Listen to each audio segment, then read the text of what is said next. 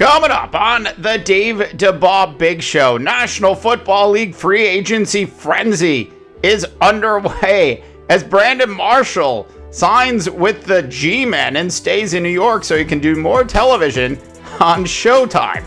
Tony Romo and his love affair with Jerry Jones is officially over as he will be released on Thursday. And the big question is, will Tony Romo be overpaid by Denver or Houston? All of that and more coming up on today's Dave Dabbah Big Show. Go ahead and play the cool intro music now.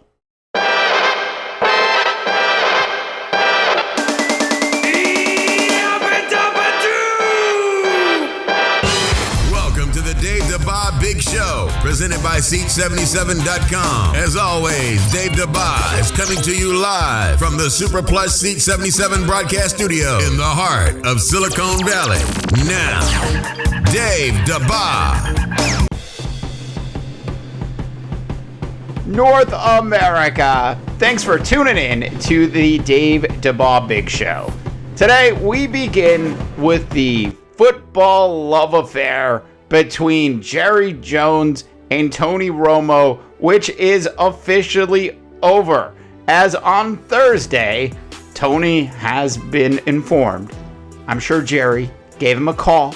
I'm sure it was quiet. There might have been some love music playing in the background. And Jerry told Tony that he loves him, but in order to set him free, sometimes you've got to, when you really love something, you've just got to set it free. And that's what Jerry Jones is doing with Tony Romo. So he's going to allow Tony to explore other teams in the National Football League. Now, look, I am not a Tony Romo hater. And in fact, I've always said that he was one of my favorite quarterbacks to actually watch play in the National Football League. But when you're his age and you get injured year after year after year, and you start actually getting injured in the preseason, and you just look like an old man out there on the football field, anybody that is going to pay you more than $5 million a year in guaranteed money is crazy. Now, John Elway, who we all know, at the end of his career, won a couple Super Bowls with Denver. And then, of course, he won a Super Bowl with Peyton Manning at the end of his career. And the difference between Tony Romo and Peyton Manning is that Peyton Manning actually could kind of just at least be able to stay healthy and be on the field. I mean, Peyton was at least able to stand there on the field. There is no way that Tony Romo will make it through an entire National Football League season for the Denver Broncos. And more importantly than that, he won't be available if the Broncos somehow make a playoff run. Look, I am not a hater when it comes to Tony Romo. I just think the end of his career is here. I do not understand why John Elway would pay Tony Romo $10 million a year to be the starting quarterback in Denver when he's got two young quarterbacks that he can groom. It just makes no sense to me that Tony Romo ends up in Denver. Do not understand what John Elway is thinking. Now, the other side of the fence is the Houston Texans, and that is the perfect place for Tony Romo to end up. Look, it's not that far away from Dallas. He stays in Texas. He's got a lot of loyal fans already. And there's not as high an expectation on the Texans team as there would be in Denver. Look, the Texans probably can't give Tony as much money as Denver can this year. But Tony should just take it because he can't do any worse than playing for the Texans. He stays in Texas. He's got his loyal fans there. And whether or not he makes it through an entire season doesn't really matter, because he's there in Texas. Look, Tony Romo is adopted by the state of Texas, and this way, him and Jerry Jones can get together at a local Starbucks and have a cup of coffee and talk about good old times as Dak Prescott leads the Cowboys back into the playoffs and the Houston Texans get knocked out during the wild card round. All right, North America, that's my stance on Tony Romo. So look, other deals in the National Football League, a lot of other things starting to happen, as we all know. Brandon Marshall has signed with the New York Football Giants. a 2-year deal, a whopping $12 million. Obviously, Brandon Marshall just wanted to stay in New York. He didn't want to have to move. He didn't want to have to buy a new house. He wanted to stay there so he could work on his television gig at Showtime on Inside the National Football League, or Inside the NFL.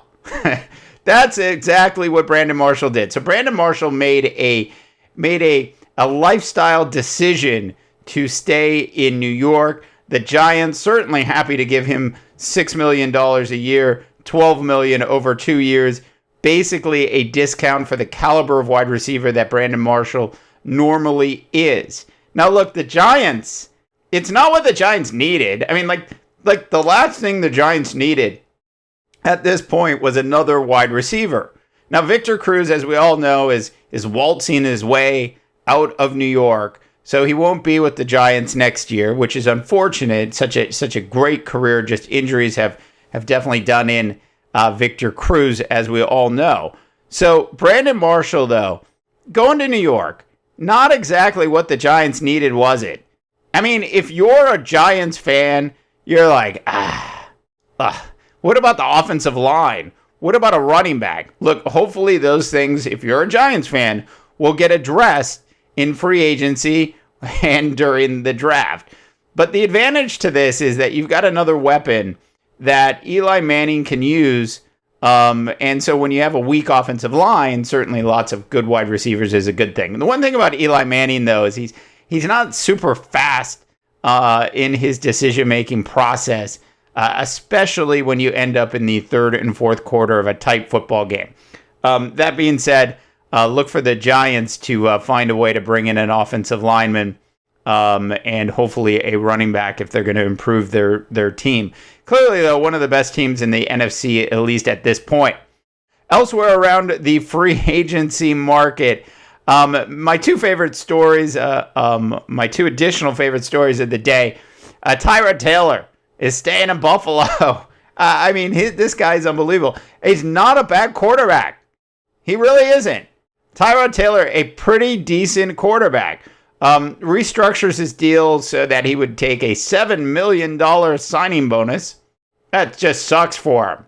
Terrible. You mean you're going to hand me a $7 million check right now? I don't know. I'm going to have to think about that. So he restructures his deal, and then there's really only a $10 million hit to the salary cap this year. So it looks like about a $17 million deal on a 2-year restructure, which I think clears $30 million for the 2 years, which seems like a lot of money until you start thinking about Mike Glennon. That's right.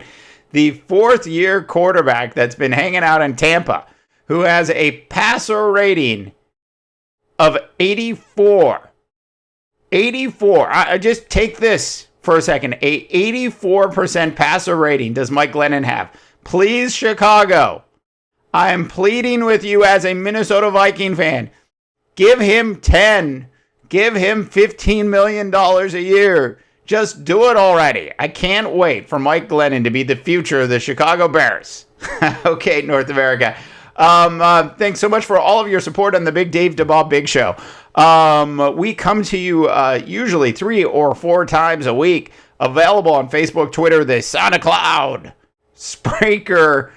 You can find us at the Seat77.com website. We are also on iTunes in both the audio and video channel of iTunes in the podcast section. So check us out there. And we are on iHeartRadio as well in the app. All right, for the Dave Dabbah Big Show, I'm Dave Dabbah, reminding you that not everyone can be a champion, Ron Rivera, but everyone, and I do mean everyone, can act like one can.